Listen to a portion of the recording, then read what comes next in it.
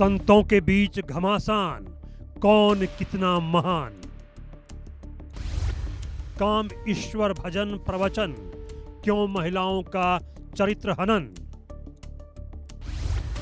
किसी ने शास्त्रों के अध्ययन किए कई वर्ष, किसी के सोशल मीडिया पर लाखों फॉलोअर्स। विवाद में परमहंस आचार्य की एंट्री, प्रेमानंद महाराज की बताई गलती। रियल संत वर्सेज रील संत। वृंदावन के संत प्रेमानंद महाराज को लेकर जगत गुरु राम भद्राचार्य की टिप्पणी के बाद अब कई संत आमने सामने हैं। कुछ संत राम भद्राचार्य का समर्थन कर रहे हैं तो कुछ प्रेमानंद महाराज के समर्थन में उतर आए हैं। इसी कड़ी में अब अयोध्या के तपस्वी छाबनी पीठाधीश्वर जगत गुरु परमहंस आचार्य उनके समर्थन में उतर आए हैं। उन्होंने कहा कि वह राम भद्राचार्य के हर कथन का पूरा समर्थन करते हैं और प्रेमानंद महाराज को अपने बयान पर राधा रानी से क्षमा मांगनी चाहिए। परमहंस आचार्य ने प्रेमानंद महाराज के उस कथन पर नाराजगी जाहिर की जिसमें कहा गया था कि 100 में से केवल 2-4 कन्याएं ही पवित्र हैं। उन्होंने कहा कि कन्या स्वयं श्री का स्वरूप होती हैं, वे राधा रानी का प्रतीक हैं। शास्त्रों के अनुसार 10 वर्ष की आयु तक की बच्ची को ही कन्या कहा गया है।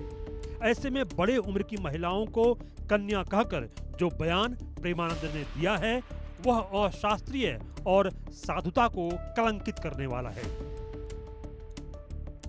परमहंस आचार्य ने कहा कि दुख की बात यह है कि प्रेमानंद महाराज ने अपनी गलती स्वीकार नहीं की। उनके अनुसार अगर यह बात गलती से भी उनके मुंह से निकल गई थी तो उन्हें माफी मांगनी चाहिए थी, लेकिन वह अपने घमंड में बयान पर अड़े हुए हैं। परमहंस आचार्य ने तुलसी पीठाधीश्वर श्री राम भद्राचार्य को सनातन धर्म का सबसे बड़ा आचार्य बताया। उन्होंने कहा कि पूरी धरती पर उनका सम्मान है। हाल ही में महामहिम राष्ट्रपति से उन्हें विद्वानों का सबसे बड़ा सम्मान ज्ञान पीठम प्राप्त हुआ है। वहीं प्रेमानंद केवल YouTube के संत हैं और उनकी प्रसिद्धि सोशल मीडिया से है। परमहंस आचार्य ने चुनौती दी कि यदि प्रेमानंद महाराज वास्तव में सिद्ध संत हैं तो वे एक शुद्ध संस्कृत श्लोक बोलकर सुना दें या फिर स्वामी राम भद्राचार्य द्वारा बोले गए श्लोक का अर्थ समझा दें। उन्होंने कहा कि ऐसा संभव नहीं है क्योंकि प्रेमानंद सिर्फ YouTube के संत हैं और उनकी प्रसिद्धि वहीं तक सीमित है। इससे पहले फलाहारी बाबा, अभिनव अरोड़ा और वृंदावन के अन्य संतों ने प्रेमानंद महाराज का समर्थन किया, लेकिन खास बात यह है कि शंकराचार्य स्वामी अविमुक्तेश्वरानंद सरस्वती ने प्रेमानंद महाराज का समर्थन किया। एक वायरल वीडियो में शंकराचार्य कहते सुनाई देते हैं कि ब्रज के एक पीले कपड़े वाले महात्मा जी हैं। उनके बारे में कह रहे हैं कि उनको एक शब्द भी संस्कृत नहीं आती। शंकराचार्य सवाल करते हैं कि उनको संस्कृत आने की जरूरत ही क्या है, वह तो भगवान के नाम का प्रचार कर रहे हैं। भगवान का नाम तो संस्कृत में ही है। भगवान का नाम किस भाषा में है कोई बताए हमको। वह दिन भर राधे राधे कृष्ण कृष्ण कहते हैं। संतों के बारे में समाज के अलग अलग गणमान्य लोग भी अपनी राय जाहिर कर रहे हैं। ये श्रद्धा रखने वाले सबको उन्होंने एक नाम दिया, हिंदू। तो हिंदू यानी क्या? इसमें जो विश्वास करता है अपने अपने रास्ते से चलो भाई, अपना जो रास्ता मिला है स्वाभाविक रूप से उस पर श्रद्धा रखो, बदलो मत, दूसरों को बदलो मत। इस पर श्रद्धा रखो, दूसरों की भी श्रद्धा है, उसका पूर्ण सम्मान करो, उसका स्वीकार करो, उसका अपमान कभी मत करो और रास्तों को लेकर झगड़ा मत करो, आपस में मिलजुल कर चलो। ये परंपरा जिनकी है, ये संस्कृति जिनकी है, वो हिंदू है।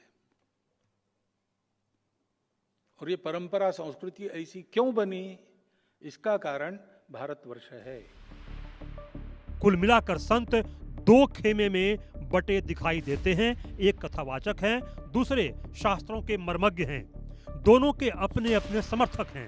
कोई सोशल मीडिया पर काफी लोकप्रिय हैं, लोग उनके प्रवचन सुनते रहते हैं, तो कोई शास्त्रों के ज्ञान के कारण काफी पूजनीय हैं। ऐसे में देश में यह विमर्श भी है कि रियल संत और रील संत, वास्तविक और वर्चुअल संत क्या अलग अलग हैं?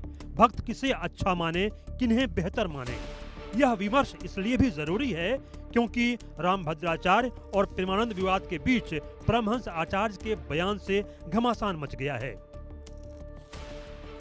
YouTube का नाम लेकर क्या परमहंस आचार्य प्रेमानंद को साफ तौर पर नकार रहे हैं?